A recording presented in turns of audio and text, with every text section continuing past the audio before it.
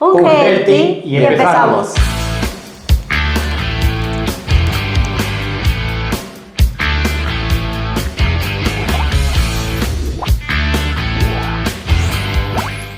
Hola chicos, soy Tefi Fiallos. Y yo, Carlos Narváez. Y estamos en un capítulo nuevo de Health TV. Bienvenidos porque hoy tenemos un invitado muy especial, el primer deportólogo ecuatoriano, ¿qué es? Soy el doctor José Reinhardt, médico especializado en medicina del deporte en la República Federal de Alemania. Ya hace 40 años que tuve la suerte de hacer mi especialidad en el Instituto de Medicina del Deporte de Berlín, en Alemania. Y desde allí 40 años junto al deporte y los deportistas ecuatorianos. Hoy tendremos mucho que conocer del doctor. Un gusto tener aquí a nuestro gran invitado, el primer deportólogo aquí de Ecuador. Me gustaría saber cómo nace el doctor José aquí en Ecuador, cuáles son los primeros pasos, cómo llegan a conocer usted como un deportólogo, porque me imagino que en ese entonces no habían deportólogos y cómo funcionaba, eran los doctores exactamente a qué se dedicaban, cómo entra usted con los deportistas, cómo funcionaba eso. Bueno, sí, en realidad cuando yo termino mis estudios en la Universidad Central del Ecuador, en donde me graduó, no había la especialidad de medicina del deporte como tal. Había algunos clubes como Liga, el Deportivo Quito, el Aucas, que tenían un médico como parte del cuerpo técnico, pero eran más médicos aficionados al club, que les gustaba el deporte y de diferentes especialidades. Eran traumatólogos, eran pediatras, eran ginecólogos, pero que realmente a lo que estaban ahí era para solucionar los problemas de salud y de alguna manera las lesiones o accidentes deportivos que se podrían producir. De esa manera yo realmente no recuerdo cuál fue la razón por la cual me orienté hacia la medicina del deporte, que es una especialidad relativamente nueva. Comienza antes de los primeros Juegos Olímpicos en México. Okay. ¿Por qué? Porque el Comité Olímpico le entrega a la Ciudad de México la obligación o el poder realizar los Juegos Olímpicos en México a 2.800 metros de altura. Era la primera vez en todo el mundo de la vida olímpica mundial que se hacían unos juegos en la altura. Y obviamente, básicamente en Europa, Alemania, Italia, Francia, Inglaterra, se comienzan a preguntar qué va a pasar con los deportistas y atletas olímpicos cuando van a correr una maratón a 2.800 metros de altura, o cuando van a hacer un salto largo, o cuando van a hacer una competencia de box a ese nivel de altura, en donde, como todos sabemos, la concentración de oxígeno en el medio ambiente es muy baja.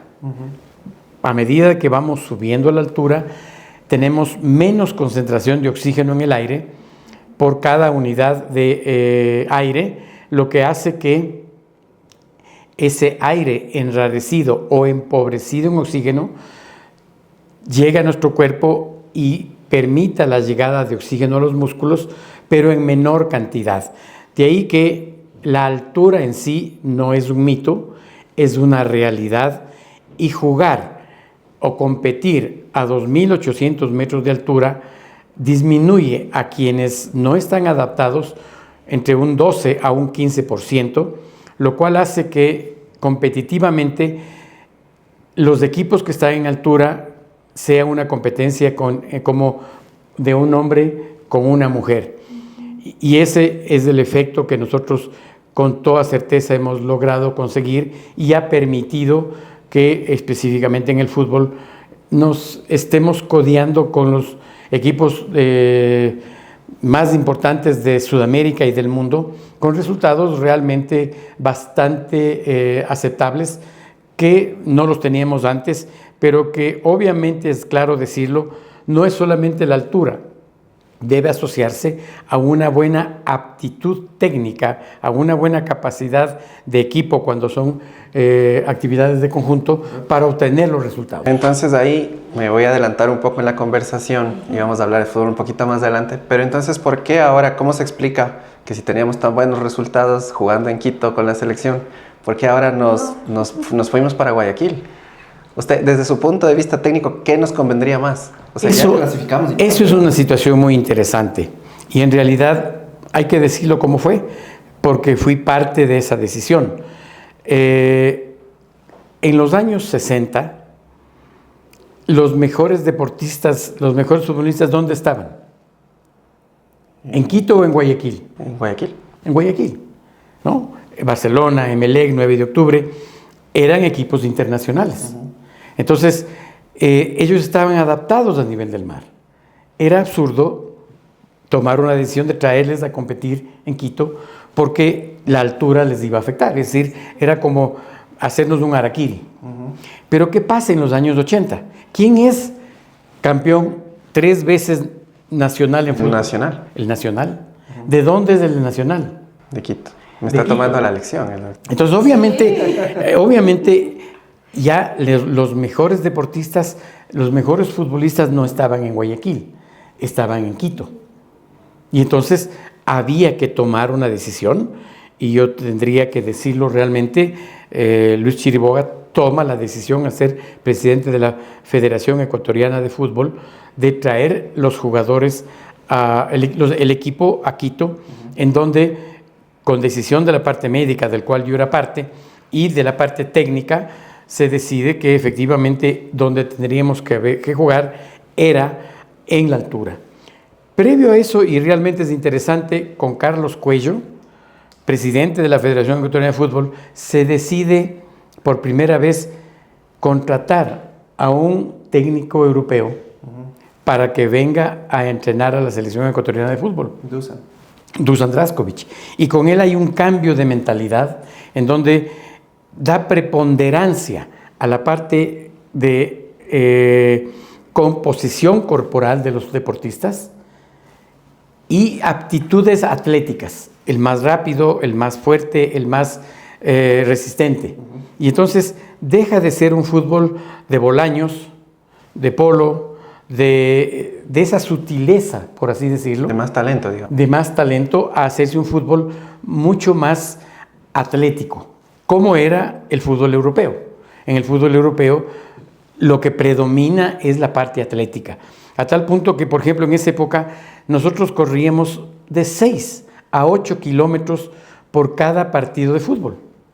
En Europa corrían 12. Entonces, obviamente, para jugar fútbol lo que nosotros necesitamos es tener 8 atacando y 8 defendiendo. Es decir, deberíamos tener 16 jugadores, pero tenemos solamente 10. Claro. ¿Qué hay que hacer? Que 2 o 3 suban y bajen permanentemente para tener más defensa o más ataque.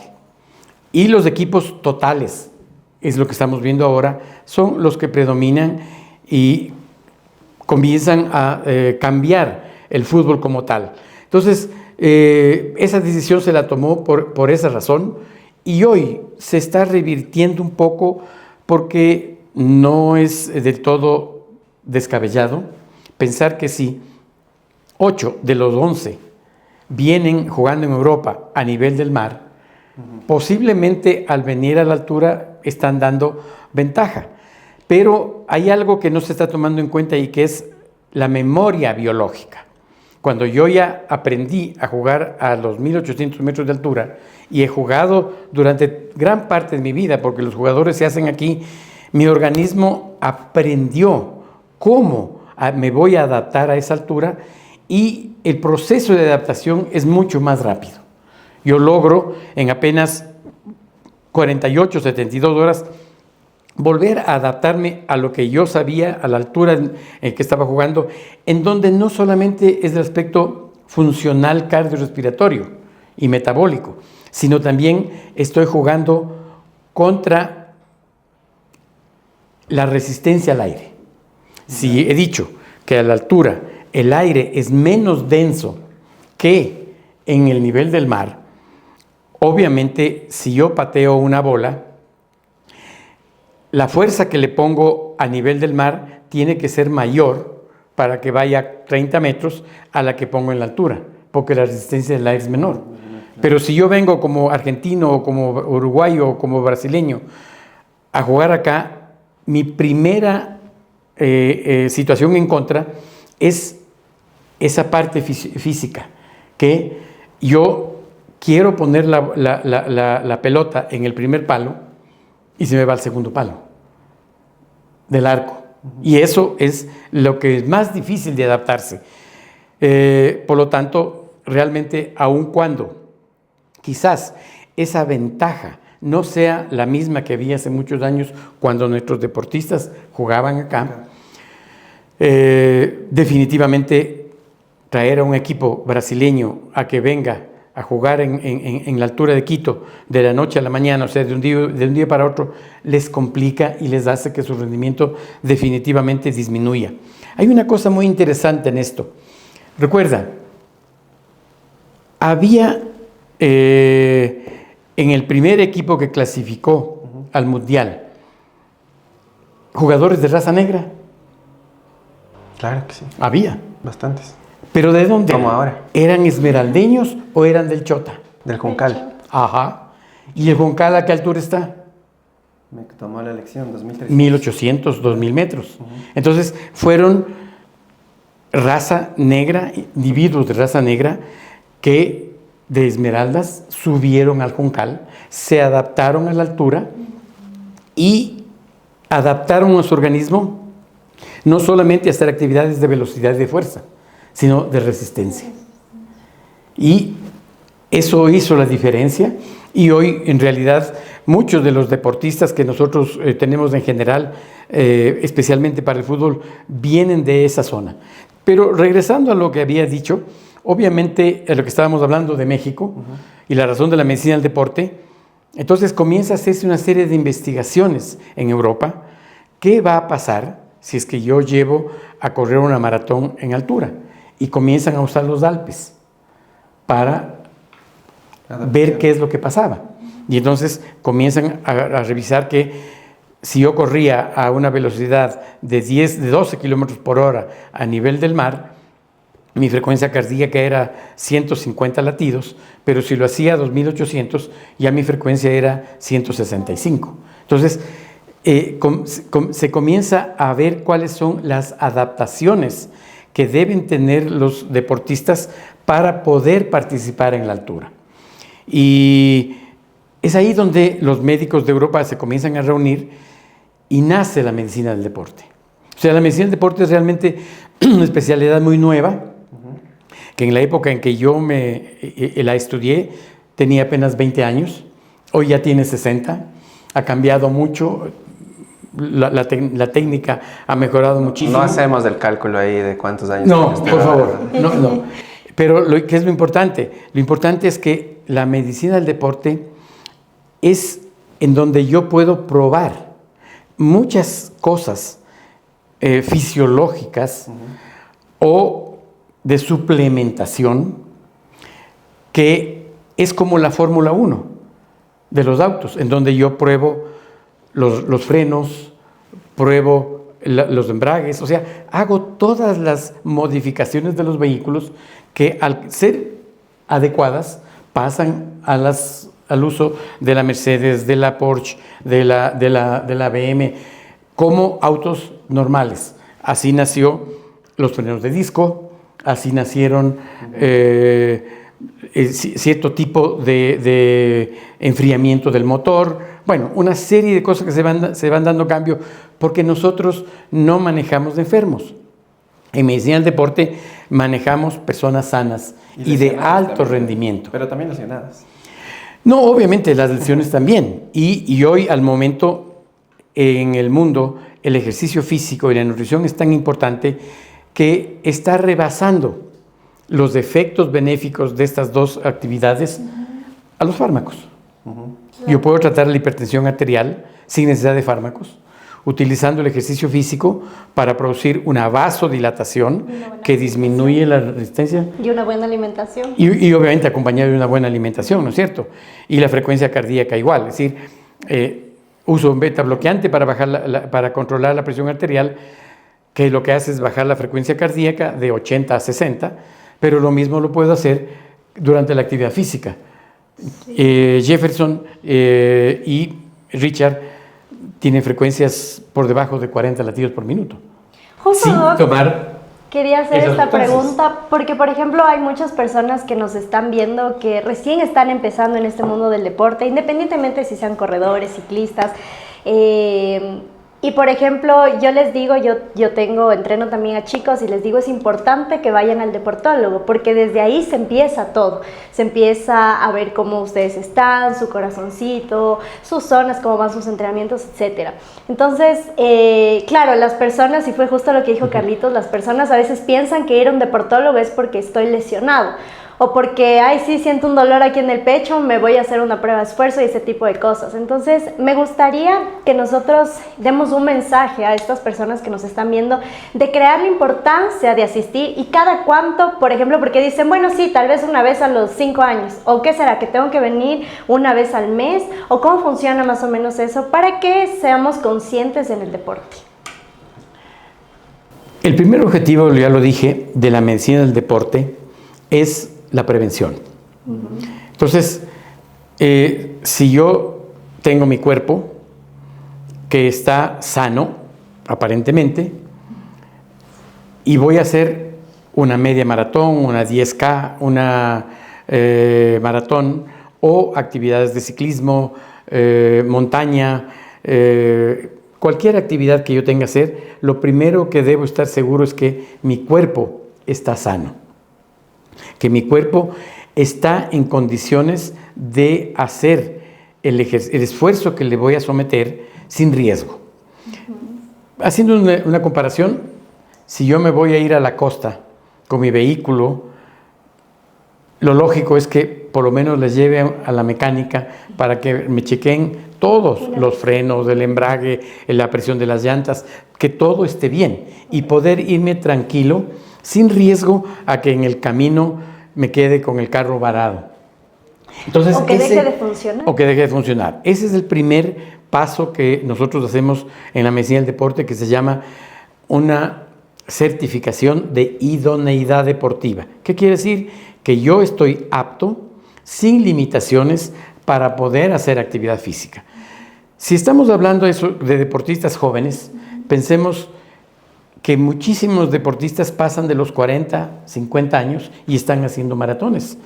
¿Quién nos garantiza o quién les garantiza a ellos que sus coronarias, que son las arterias que riegan el corazón, se cerraron, ya no están con una capacidad de flujo sanguíneo del 100%, ya tienen obstrucciones del 60, 70, 80%, lo cual va a determinar que solamente un 20% de su capacidad de flujo sanguíneo esté pasando y en cualquier momento puede presentarse un infarto cardíaco, como ya hemos visto acá en muchas maratones, que los chicos o las personas terminan falleciendo. Por eso a nosotros nos pareció muy bien que para la maratón que se hace ahora en Cuenca, les hayan exigido, por lo menos a quienes hacen maratón, la presentación, la certificación por un médico deportólogo que garantice que esa persona que se inscribe para correr la maratón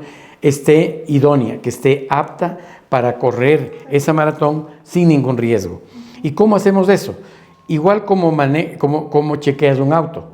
Si tú vas a comprar un auto de segunda mano, no le coges y le prendes y le dejas media hora prendido para ver qué pasa, ¿no es cierto? Hacia la suerte. Tienes que hacerle rodar, subir cuestas, es decir, sacarle el aire, entre comillas, para ver si es que nos recalienta el motor, si es que no está quemando aceite, si no hay problemas con la transmisión, con la caja de cambios.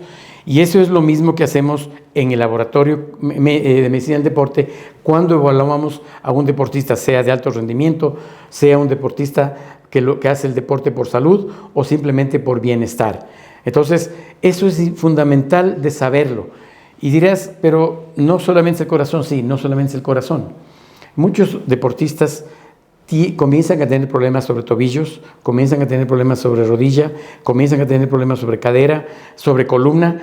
¿Por qué? Porque tienen una mala pisada, tienen una alteración de la pisada que tiene que ser corregida para evitar complicaciones a futuro y que suceda de que a dos semanas, 3 semanas antes de la competencia, yo no pueda participar porque me lesioné, ¿sí? Entonces, todo eso es definitivamente muy importante, además de que ya desde el punto de entrenadores, para ti, por ejemplo, va a ser muy importante saber cuál es la intensidad de carrera o de frecuencia cardíaca o de carga en vatios que debe realizar un deportista para estar en zona 1, para estar en zona 2, para estar en zona 3 o para estar en zona 4. ¿En qué momento de esa intensidad, tanto en vatios como en velocidad o en frecuencia cardíaca, yo comienzo a producir ácido láctico, que es un factor que va a limitar mi rendimiento? Y conociendo ese punto de partida, yo puedo entrenar para que esa persona se acostumbre, aprenda a poder manejar esa tolerancia al ácido láctico a intensidades más altas. ¿Cuál es el objetivo? El objetivo es que si yo produzco ácido láctico a 150 latidos, 2 cosas. En primer lugar, produzca menos cantidad de ácido láctico a esa frecuencia.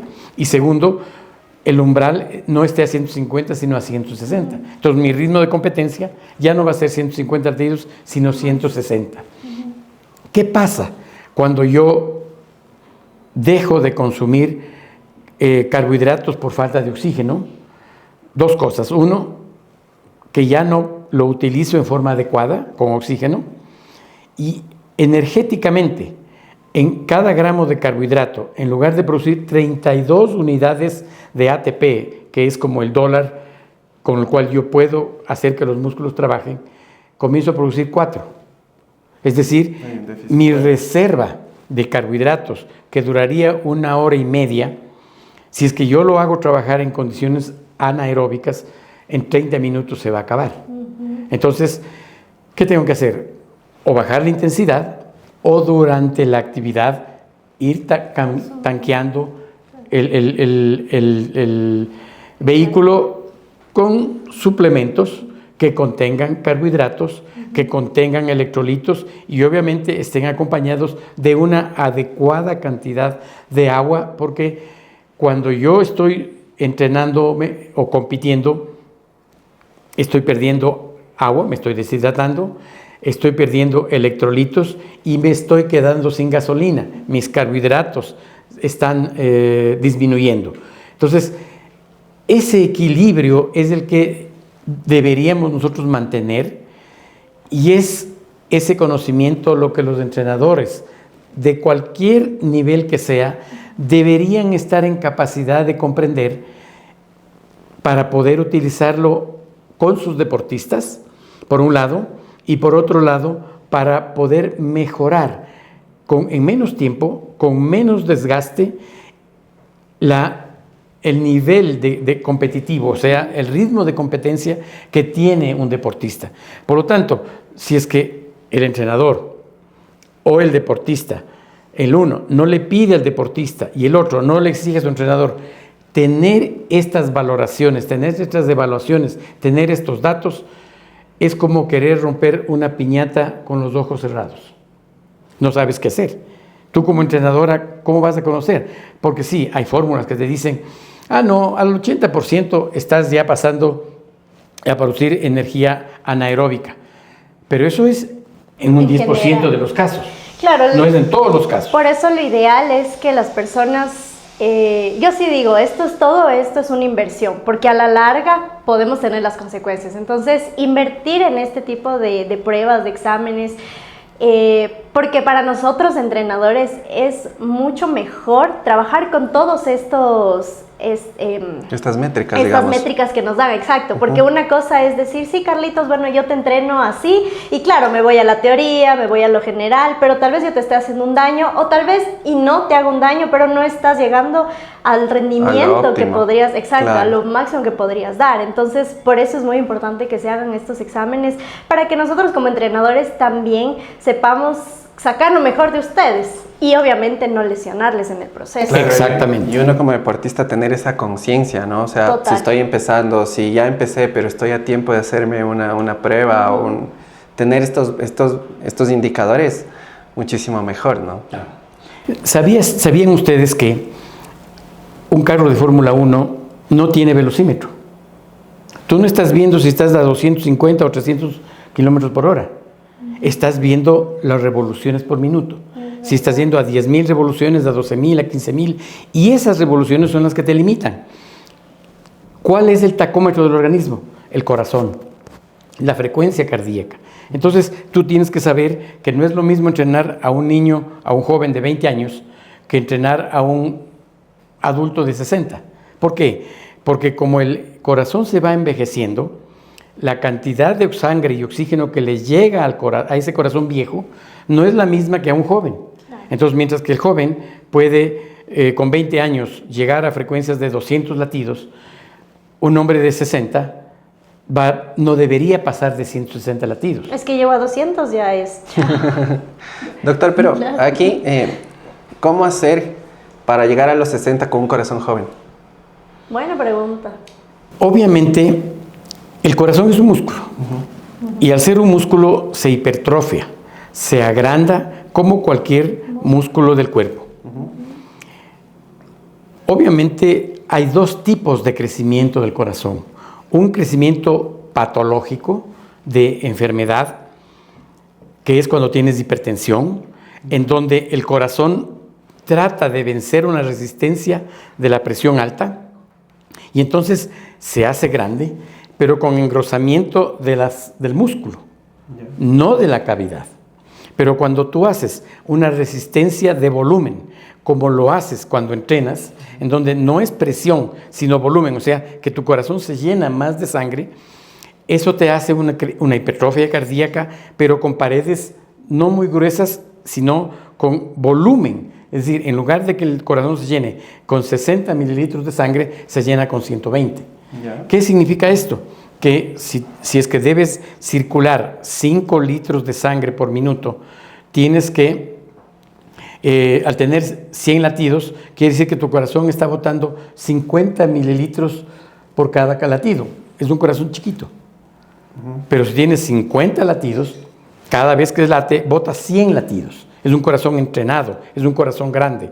Por lo tanto, el tener una frecuencia cardíaca baja es sinónimo de bienestar, es sinónimo de salud y de longevidad. Porque, si bien es cierto, hay personas que dicen que nacemos con una cantidad de latidos para usarlos durante toda la vida, y que si tú entrenas, al subir la frecuencia cardíaca, se te va a disminuir en años de esa duración de tu corazón. Lo que no están tomando en cuenta es que tú entrenas 1 hora al día, pero 23 horas tu corazón está en condiciones de reposo. Entonces, el comparar 1 hora de 150 latidos más 23 horas de 50 latidos es mucho más a 24 horas de 80 latidos. Entonces, esas son creencias erróneas que no tienen absolutamente nada que ver y lógicamente si yo tengo un corazón sano, si tengo unos vasos con la nutrición que no se están cerrando, obviamente ¿qué vamos a conseguir? Tener una mejor edad biológica. ¿Qué es una edad biológica mejor? Que si tengo 70 años, biológicamente estoy en 50. Es decir, mi organismo, mis músculos, mis huesos, mis articulaciones, mi corazón, mi hígado, mi riñón, mi cerebro, tiene una edad de 50 años. Pero ¿cuál es la receta para llegar a esta edad biológica? Que si tengo 70, mi corazón diga, tiene 50. Lo que estamos hablando. Porque el espíritu ya... Lo que 30. estamos hablando, básicamente 3 cosas. 1, hacer un entrenamiento físico permanente, constante, adecuado. 2, una nutrición sana, en donde no comamos muchos carbohidratos purificados, no azúcar blanca. Grasa. Evitar, no, la grasa no es mala. Saturadas, pero... Obviamente, pero... bueno, vamos a unas papitas. Obviamente, las grasas, de vez en cuando. Las grasas no son malas, obviamente porque hay grasas buenas, los pistachos, la macadamia, las nueces, el aceituna, el aguacate, el aceite de oliva, son grasas buenas que son tan buenas que si una persona, una niña, una señora, una señorita no tiene suficiente cantidad de grasa en el organismo, colesterol, las hormonas sexuales no se van a poder transmitir porque estas se transmiten a través de las grasas en el organismo, el colesterol y los triglicéridos. Entonces, obviamente, y a eso hay que sumar la parte mental, es decir, la parte emocional. Tener una vida emocionalmente tranquila, no vivir en conflicto, son los 3 fundamentos importantes para lograr una adecuada longevidad. Que longevidad es no solamente vivir más años, sino sobre todo mejor calidad de vida. Y hay una cosa que es muy importante. Nosotros tenemos maratonistas de 70 años que supuestamente deberían tener una frecuencia cardíaca máxima de 150 y ya a ese nivel aparecer signos de falta de oxígeno en el corazón y que llegan durante la prueba de esfuerzo a 160, a 170 latidos, lo cual te indica que ese corazón tiene la edad de un individuo de 50 años. Entonces, si yo hago una prueba y mirando en el electrocardiograma, cosa que no hacen los cardiólogos, porque ellos, no, ya llegaste a 150, te paro, corres el riesgo de subirle a 160 o 165, hasta cuando veas en el electrocardiograma alteraciones que te hablen de que no está llegando oxígeno, estás pudiendo detectar fácilmente cuál es la edad biológica de una persona. No solo eso, también el porcentaje de grasa, también el peso corporal, también la masa muscular. Una de las formas de determinar la edad biológica es determinar cómo estás tus músculos, si tienes sarcopenia o no, y el nivel de sarcopenia. Para eso es necesario en la medicina del deporte y en la medicina en general utilizar la biomecánica. La fuerza muscular, que generalmente lo que hacemos es solamente subjetivamente, es decir, cuántas sentadillas puedes hacer, pero lo lógico es hacerlo objetivamente, es decir, no, quiero que empujes esta resistencia y la resistencia me va a dar cuál es la fuerza en el dinamómetro que tienes. Entonces, es muy importante el tener en consideración esto y que ya la vida no es solamente, o sea, estar con salud no es solamente no tener enfermedad, sino estar en óptimas condiciones físicas, emocionales, intelectuales, que todo es parte del entrenamiento. Si una de las peores cosas que una persona puede hacer, yo lo digo siempre, es que cuando ya eres abuelo y tu nieto viene y te dice, opa o abuelo, dime, ¿cómo puedo hacer esto en el celular? Y tu respuesta es, hijo, yo ya soy jubilado. ¿Sí? No puedes jubilarte nunca. Lo peor que puedes hacer es jubilarte. Pero eso es mental ya. Porque uno se pone como una barrera, ya estoy jubilado, ya no puedo. Eso te digo, por eso mismo, ese paso no puedes dejar que pase nunca. Okay. Ese paso hay que controlarlo y hay que cuidarlo totalmente. Sí, porque por ejemplo he visto personas justamente ya jubiladas que dicen, bueno, ya me jubilé, entonces como que ya, no es que se echan a morir, pero ajá, como que ya empiezan a estar solo en casa, ya no salen, ya no quieren hacer ejercicio, porque por ejemplo yo tengo un gimnasio y al gimnasio se acercan personas 60 para arriba a preguntar información. Me dicen, chuta, pero ¿será que yo podré hacer esos ejercicios? Y es como que, claro, obviamente, porque obvio primero hay un proceso, ¿no? No es que de una van a hacer las cosas, hay un proceso, dependiendo de la persona y todo, pero Ese es el tema que yo también sé tratar mucho a nivel psicológico, porque todo está en tu mente. Así es. Entonces, la idea no es decir, chuta, ¿será que puedo hacer eso? Sino, sí, vamos. O sea, todo es un proceso con cuidado, pero logrando. Entonces, también me gustaría ¿qué consejos le podríamos dar a las personas que ya están de 60 para arriba para que no se dejen vencer de esto de sí, estoy jubilado, ya no necesito hacer ciertas cosas? ¿Cómo podríamos vencer eso? A ver, yo creo que las personas que ya tenemos algunos años, vivimos de una época en la cual nuestros padres, nuestros abuelos, terminaban su vida total, no solo la útil, a los 60, 65 años. Era el promedio de vida de nuestros abuelos, nuestros padres. Pero hoy esa esperanza de vida ya no está en los 60 años, está en 80 años. Entonces la pregunta es, ¿cómo voy yo a vivir desde los 60 hasta los 80 si es que hago lo que hicieron mis padres? Si no cambio mi forma de vida, si es que no mantengo mi entrenamiento cerebral, intelectual, si no manejo mi entrenamiento muscular, si no hago actividades que garanticen que mis huesos no pierdan calcio y no hagan osteopenia o osteoporosis, y si es que no mantengo mi corazón y mis pulmones en adecuadas formas. Y la única manera de hacerlo es con un entrenamiento guiado, que ese es otro de los problemas. En la mayoría de las personas, dos cosas: o salen solas, se sobrecargan y al día siguiente No quieres tienen volver a dolor salir. muscular porque Claro. no quieren seguir. Y el segundo, que yo diría, en la mayoría de los gimnasios, los entrenadores lo que están preparados para hacer es aumento de la masa muscular, indistintamente de lo que necesita una persona de edad, que ya no es aumentar su fuerza muscular o su volumen muscular, pero sí mantener la fuerza muscular. En este aspecto es una cosa, algo que es muy importante tener en consideración, es las hormonas. El incremento de la grasa, del peso, especialmente a nivel del abdomen y la espalda en las mujeres, no es porque comen más, no es porque no hacen ejercicio, es porque entraron en un periodo metabólico de premenopausia o menopausia, en donde las hormonas sexuales se bajaron. Ya no produzco estrógenos, ya no produzco progesterona, ya no produzco testosterona, y entonces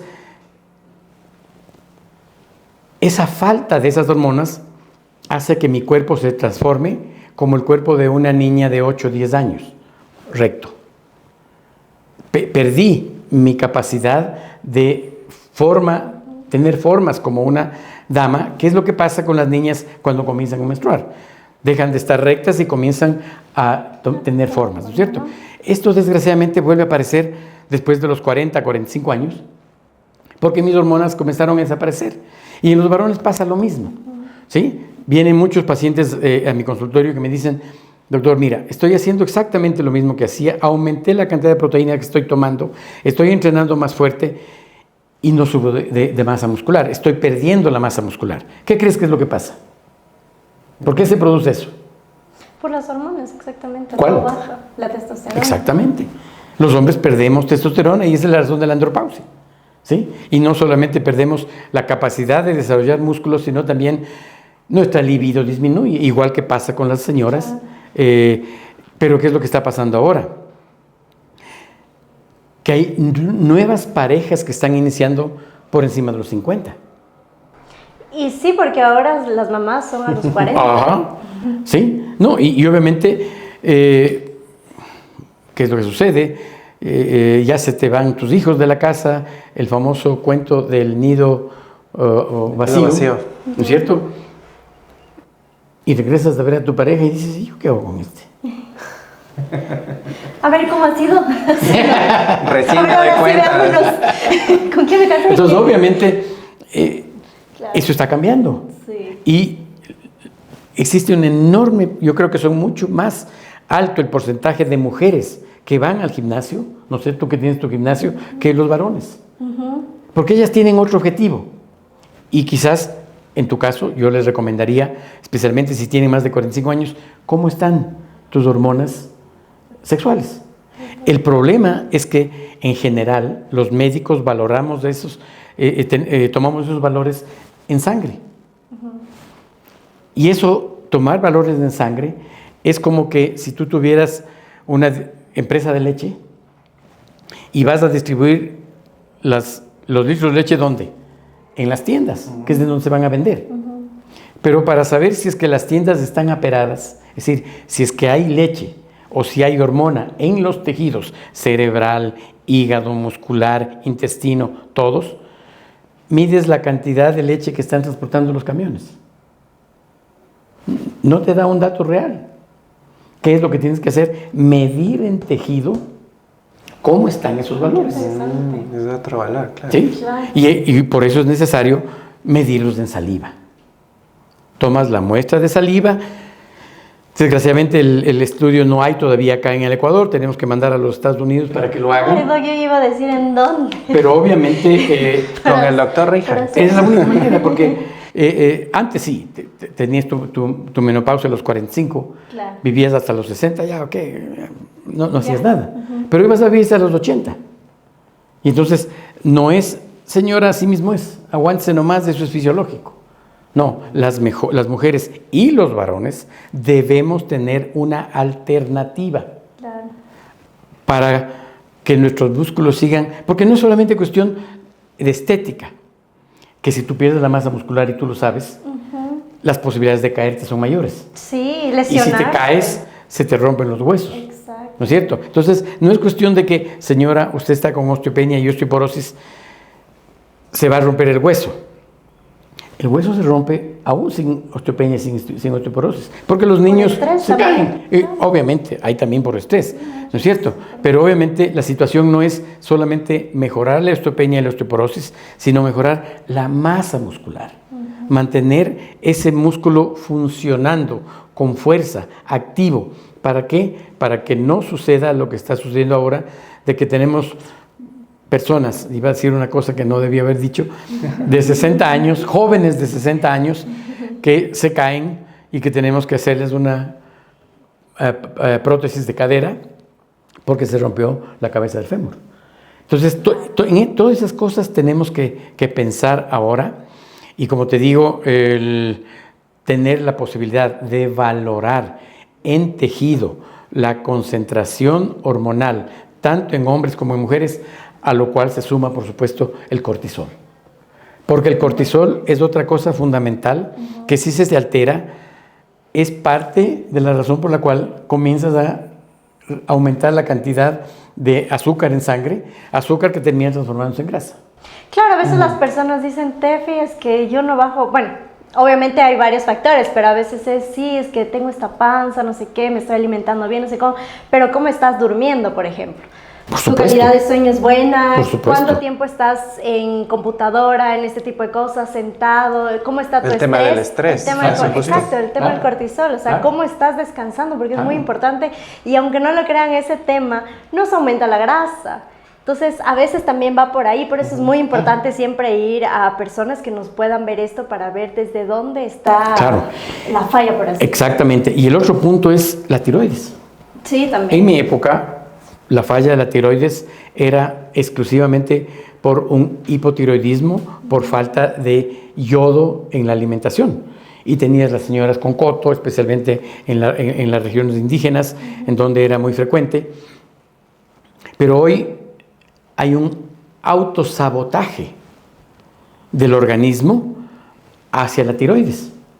Y entonces es un problema inmunológico y haces tiroiditis, que se llama de Hashimoto, es decir, tu organismo lesiona a la glándula y hace que produzcas menos hormona tiroidea.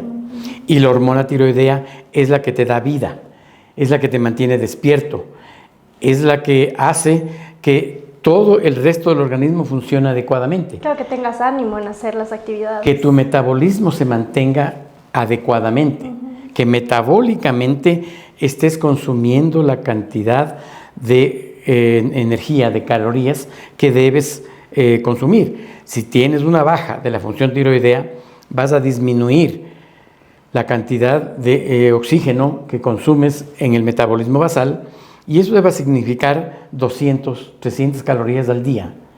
¿Qué es lo que pierdes en el gimnasio? Entonces ahí te explicas por qué esa persona que tiene una mala función de la tiroides va al gimnasio, gasta 300, 400 calorías y no baja de peso, porque no las está gastando mientras duerme. O son las señoras que dicen, doctor, le juro que tomo agua y subo de peso.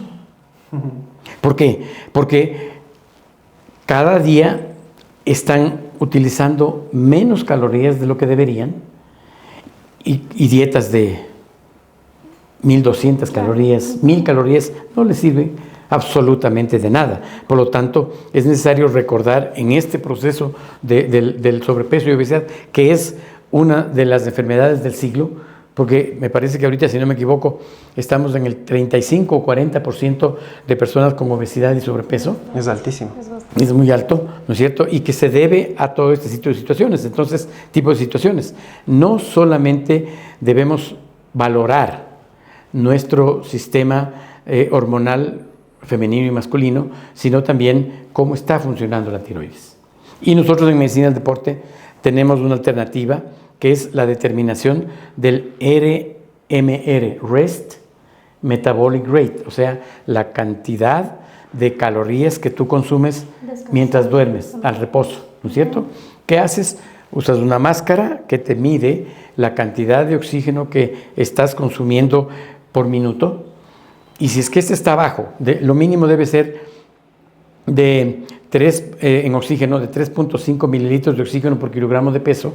Si estás por debajo de eso, aunque tus hormonas tiroides estén normales, estás haciendo un hipotiroidismo.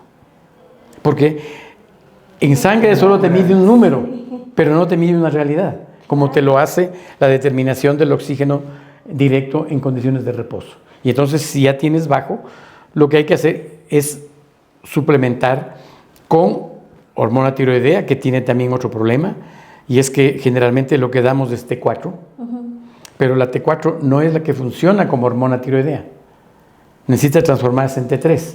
Y por razones nutricionales, por falta de minerales, por falta de vitaminas, no se transforma la T4 en T3. Y entonces tienes T4 elevada, que te bloquea la TSH, pero tú te sigues durmiendo en el trabajo y sigues subiendo de peso. Y lo que vas cuando vas al médico te dice, ok, estás con 80 miligramos, te vas a subir a 120. Y esa no es la solución. Hay que estudiar qué es lo que está impidiendo que la T4 se haga T3, y entonces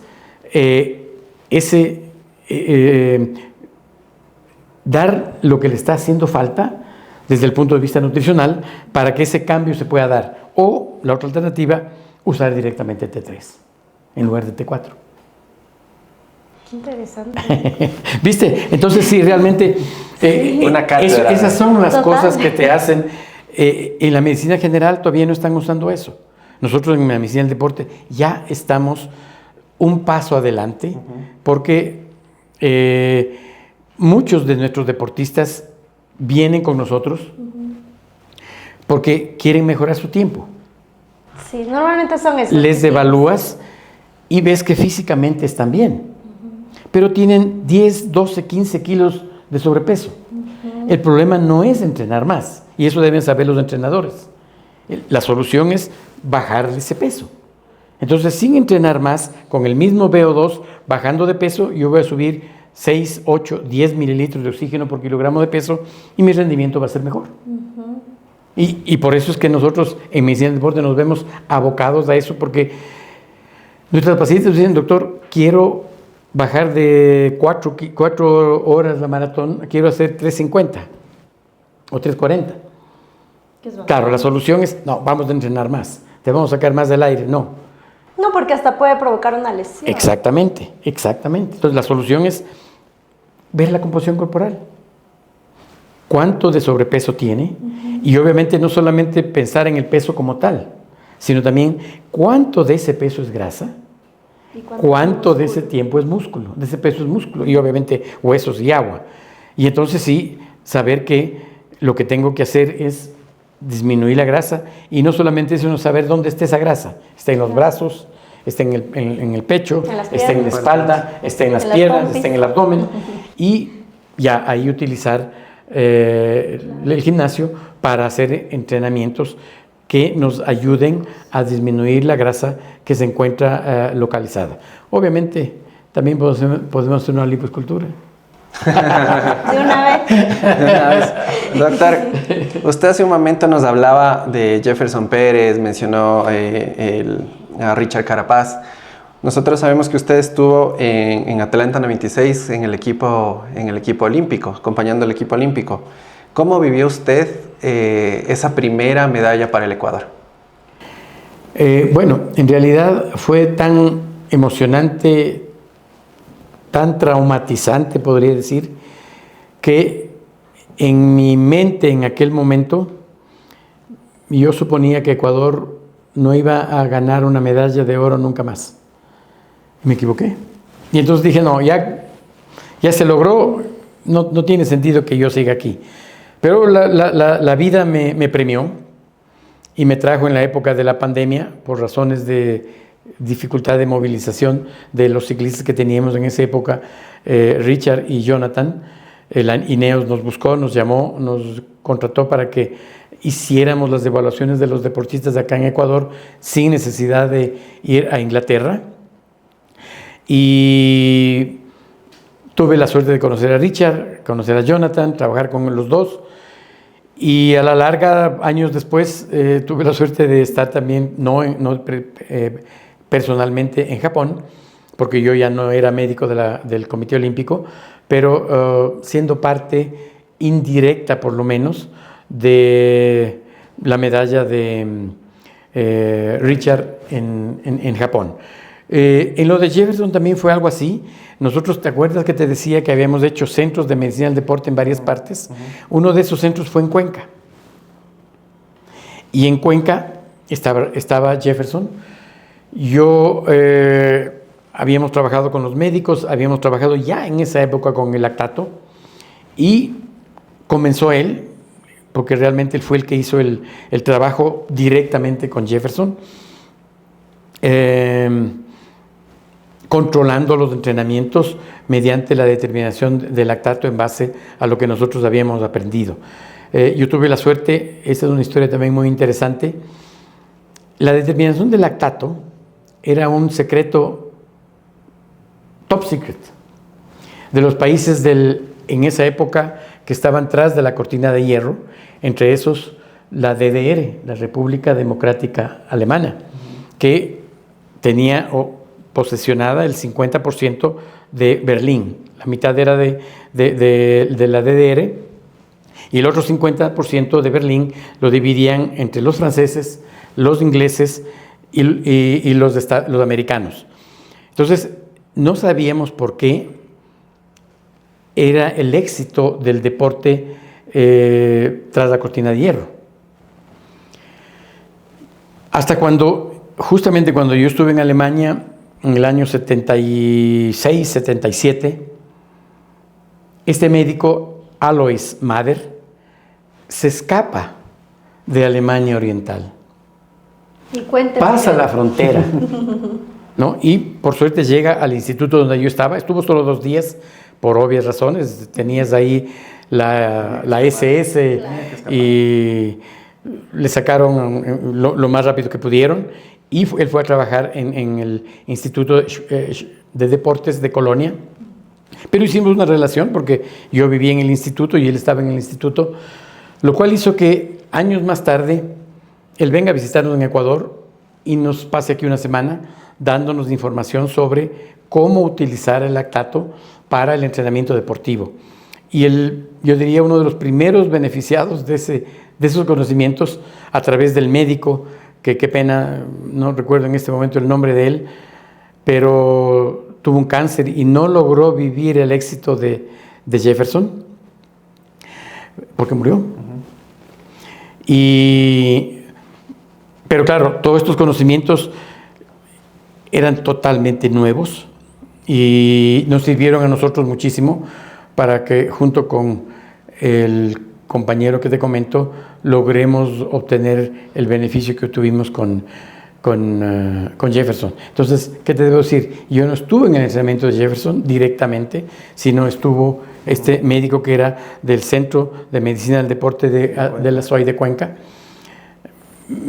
Lo que yo hacía en esa época es ser la estrellita de los olímpicos, ser el médico del Comité Olímpico en los Juegos Olímpicos.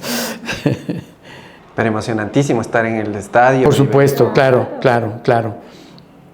Así es, en realidad son experiencias únicas que hacen parte de tu vida, ¿no es cierto?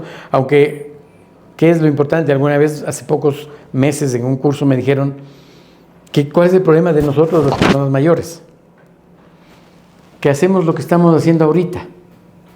Vivir del recuerdo. Vivir de lo que hicimos. Cuando todavía tenemos que vivir pensando en lo que vamos a hacer, pensando en el futuro. No decir, yo ya hice esto, yo ya viajé, yo ya estuve en 50 partes, 100 partes en el mundo, que fue una de las cosas que el deporte me ha dado. Estaba prácticamente en todo el mundo, en China, en Japón, en India, en todas partes. Pero que eso ya pasó, eso ya no es más una realidad. Yo tengo que pensar que todavía hay muchas cosas por delante que se pueden hacer y en eso estamos, tratando de conseguir ayuda para poder ayudar a los deportistas y estamos en un plan que se llama, a través de la empresa privada, yo soy quien auspicia a los atletas o deportistas olímpicos Los Ángeles 28. Es decir, conseguir que la empresa privada nos dé una mano para, desde el punto de vista de salud médico y de nutricional y psicológico, trabajar con este grupo de 60 deportistas que son los que van a los olímpicos para seguir consiguiendo éxitos. Recordemos una cosa que es interesante. Yo te pregunto a ti. Ecuador, ¿en qué puesto está en medallas olímpicas en los últimos Juegos en París? Me tomó la elección. En Sudamérica. Me tomó la elección. ¿Sabes tú? No, tampoco. Aunque ustedes no lo crean, solo Brasil tiene más medallas que Ecuador. Nosotros tenemos de oro, más que México, más que Argentina, más que Venezuela, más que Colombia. Y yo diría, sin un real apoyo a los deportistas, sin un real apoyo a las federaciones ecuatorianas por deporte, lo que te habla de que realmente hay algo en nuestros genes como ecuatorianos que nos hace que tengamos un éxito en los diferentes deportes en donde estamos desarrollando. La marcha, ¿no? La marcha es un ejemplo, la halterofilia es otro ejemplo y obviamente en este caso también el ciclismo. Hay otros deportes que también están saliendo adelante sin un apoyo real de la empresa. El apoyo que del gobierno desgraciadamente no es suficiente, sí existe pero no es suficiente, y entonces es el momento en que las empresas privadas, y ese es el objetivo nuevo que tengo, conseguir que levantemos $1 millón para que estos deportistas puedan nutrirse bien, alimentarse bien, recuperarse bien de los entrenamientos, suplementarse adecuadamente y obviamente tener los datos de entrenamiento para que los entrenadores puedan lograr aprovecharlos mejor, los ritmos en los que tienen que estar entrenados. Entonces, todavía no se ha acabado. Hay mucho camino por recorrer. Exactamente, así es. Y bueno, me van a permitir Un healthy. Un healthy. Un healthy. Bueno, Doc, ahora vamos a pasar a conocer un poquito más de usted. Entonces vamos a hacer un juego que se llama Ping Pong. Vamos a tener preguntas y nos va a responder así rapidito, pero son cosas que me imagino que nadie sabe y ahorita es perfecto para que lo conozcan. Lo primero que se le venga a la mente. Lo primero, entonces, empezamos. Un sueño pendiente. Formar o crear la Fundación Ecuatoriana de Ayuda al Deporte. Una canción en la que usted diga, esta es mi canción, o esta canción marcó mi vida. Es una canción de Frank Sinatra. Es he vivido mi vida como yo la quise vivir o algo así. Perfecto. Una comida y bebida favorita. El yapingacho ambateño. Rico. Buena ¿La bebida? respuesta. Obviamente, como descendiente alemán, la cerveza. Salud. Una buena cerveza. Una persona a la que usted admire. Suspiró.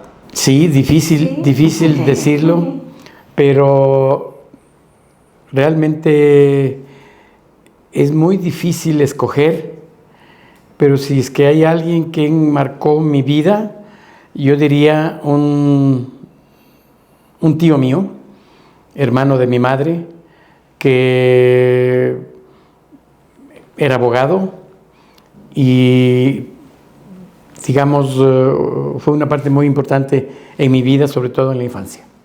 Perfecto. Ahora, si se va de fiesta y tiene que Sabemos escoger que le gusta la fiesta. a solo 3 personas, ¿con quién iría? ¿A quién escogería? Solo 3. Mi esposa, Bien. mi hija, Perfecto.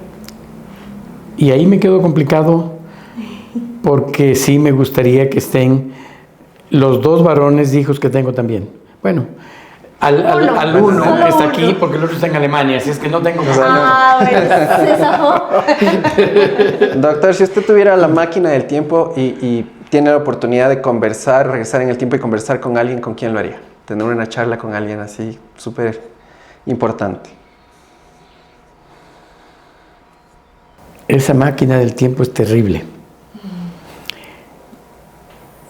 Quizás yo hablaría de mi profesor, el profesor Harald Melerovich, que era el director del Instituto de Medicina del Deporte en Berlín y que fue en donde yo me formé en mi área de Medicina del Deporte, en un país en donde la formación académica no es como acá. No vas a clases, no te dan resúmenes de las clases. Cuando yo llegué allá, él se reunió conmigo y lo que me dijo es, mira, esta es la llave donde están la biblioteca con todos los libros que puedes tú revisar.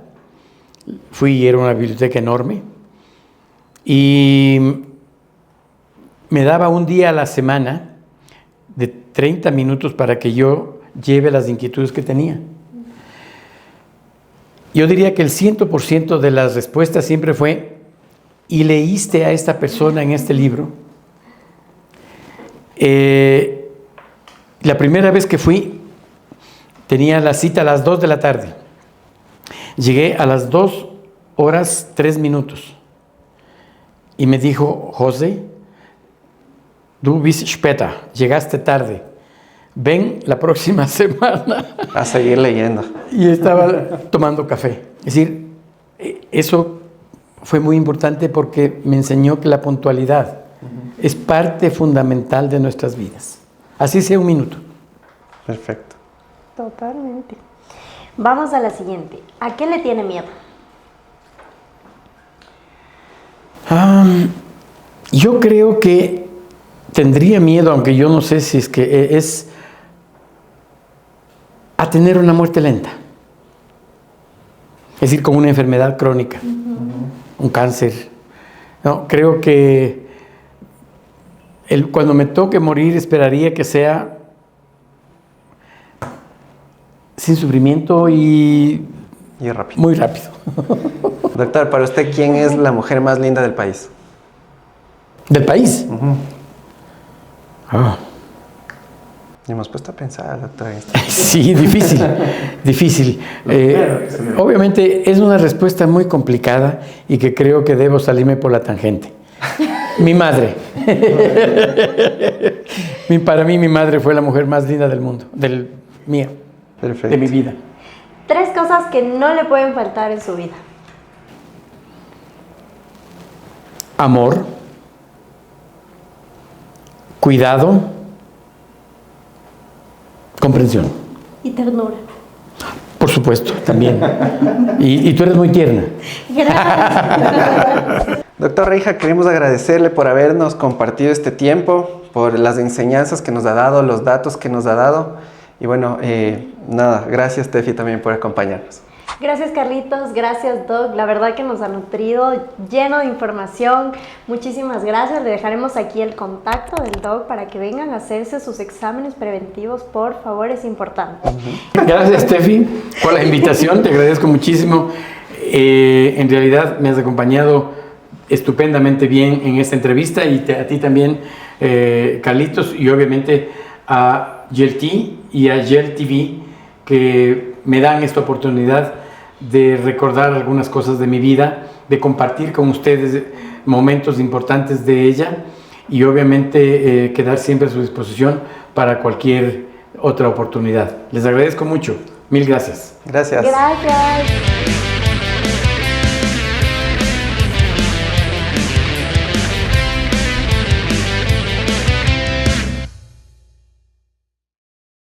Y la última. ¿No? ¿Estamos? ¿No hay una estamos. última? No, hagamos ahora ya la despedida. Me salvé. Se salvó. Está ahí. Me alegro que quitaste esas preguntas Estaba- indiscretas. Sí, no, digan ahí, vamos a Dígate. comprometerle tanto.